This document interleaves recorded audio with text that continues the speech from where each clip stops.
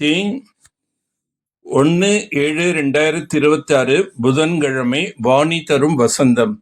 இனிமையான குழந்தைகளே, முழு உலகத்திற்கும் அமைதியை அளித்தல் ஒரு தந்தையின் கடமையாகும்.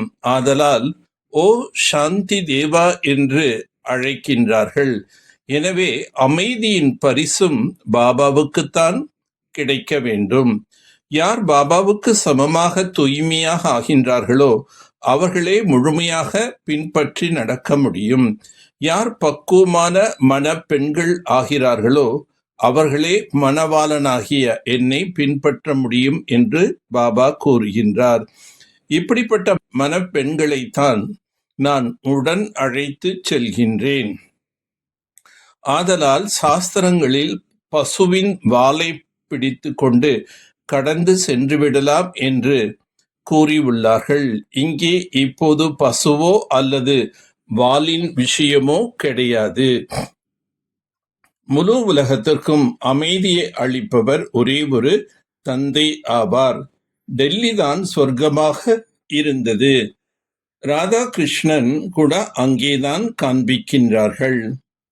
ஆரம்பத்தில் நீங்கள் தேவி தேவதையாக இருந்தீர்கள். பிறகு இடையில் ராவணன் நுழைந்து விகாரியாக ஆக்கிவிட்டான். இப்போது இறுதி நேரம் என்பது வந்துவிட்டது. கால சக்கரத்தில் கல்பத்தின் இறுதியில் நீங்கள் இருக்கின்றீர்கள்.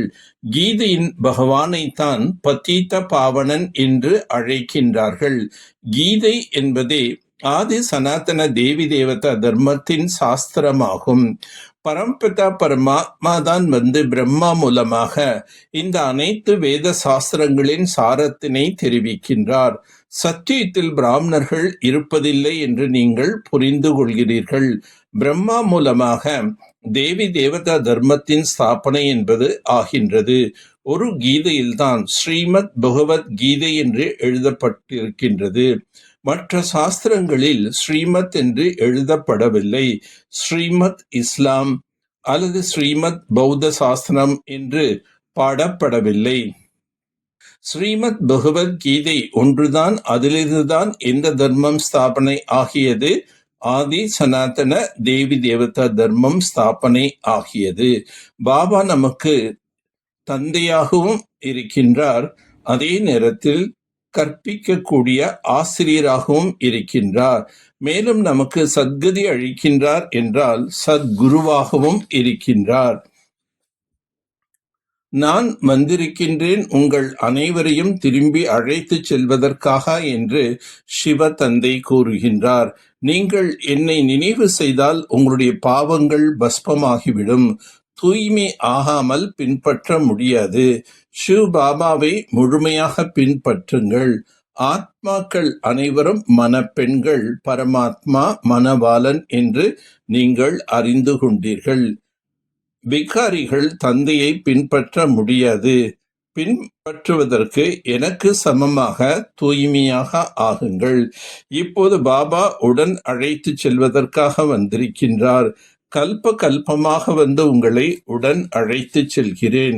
பிறகு சத்தியுகத்தில் நீங்கள் மிகவும் சுகமாக இருக்கின்றீர்கள். பாபா சொர்க்கத்தை ஸ்தாபனை செய்வதற்காகத்தான் வந்திருக்கின்றார்.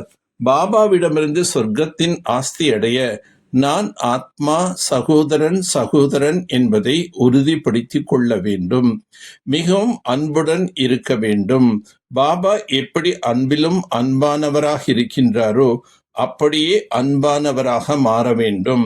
பாபாவுக்கு சமமாக தூய்மையாக ஆகி பாபாவை முழுமையாக பின்பற்ற வேண்டும். பாபாவுடன் திரும்பி மீண்டும் சாந்தி தாமத்திற்கு செல்ல அவசியம் தூய்மையாக வேண்டும். பலமற்ற ஆத்மாக்களுக்குள் சக்திகளை நிரப்பக்கூடிய ஞான வள்ளல் மற்றும் வரம் தரும் வள்ளல் ஆகுக. தற்சமயம் பலமற்ற ஆத்மாக்களுக்குள் சக்தி என்பது இல்லை. அவர்களுக்கு அதிகப்படியான உந்துதல் சக்தி தேவையாக உள்ளது. எனவே விசேஷ ஆத்மாக்களாகி நீங்கள் தனக்குள் விசேஷ சக்தியை நிரப்பி அவர்களை பறந்து செல்ல வைக்க வேண்டும். இதற்காக ஞானத்தின் வள்ளலோடு கூடவே வரங்களை வழங்கும் வள்ளலாகுங்கள். படைப்பவரின் பிரபாவம் படைப்பின் மீது படுகின்றது. எனவே வரதானியாக ஆகி தமது படைப்புக்கு சர்வ சக்திகளின் வரதானம் கொடுங்கள். இப்போது இந்த சேவைதான் அவசியமாக உள்ளது. சாட்சியாக ஒவ்வொரு விளையாட்டையும் பார்ப்பீர்களானால் பாதுகாப்பாகவும் இருப்பீர்கள், மகிழ்ச்சியாகவும் இருப்பீர்கள். மகான் தபஸ்வி ஆத்மாக்களாகி நீங்கள் ஜுவாலரூப சக்திசாலி நினைவின் மூலம் பிராப்தியின் கிரணங்களை மற்றவர்களுக்கு கொடுப்பதற்கான ஸ்வரூபம் ஆவீர்கள். எவ்வாறு சூரியன் உலகத்துக்கு ஒளி கொடுப்பதற்கான மற்றும் அநேக வினாஷி பிராப்திகளின் அனுபவம் செய்விக்கின்றதோ அதே போல் நீங்களும் கூட தங்களின் தபஸ்வா சுரூபத்தின் மூலம் சாந்தி மற்றும் சக்தியின் கிரணங்களை கொடுத்து கொண்டே இருங்கள். நல்லது. ஓம் சாந்தி. ஓம் சாந்தி.